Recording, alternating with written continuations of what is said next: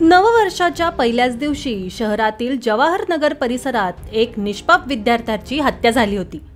13 दिवसांचा कालावधी उलटत नाही तोच शनिवारी क्षुल्लक कारणावरून एका 36 वर्षीय युवकाची हत्या झाल्याचं उघडकीस आलंय।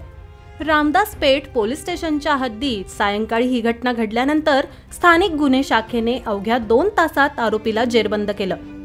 रामदास पेठ पोलीस स्टेशनच्या हद्दीत येणाऱ्या रेल्वे स्टेशन परिसरातील जुन्या केरोसिन डेपोजवळ मनोज प्रकाश कामेलू हा 36 वर्षाच्या युवकाची हत्या झाल्याचं समोर आलं।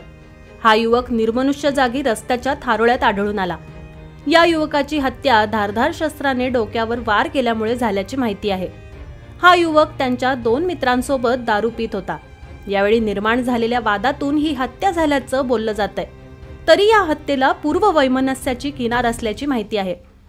स्थानिक गुन्हे शाखा पोलिसांनी या प्रकरणी विजय महेंद्र संघे याला अवघ्या 2 तासात न्यू रिगल टॉकीज परिसरातून ताब्यात घेतलं। या प्रकरणी रामदास पेठ पोलीस ठाण्यात गुन्हा दाखल करण्यात आलाय।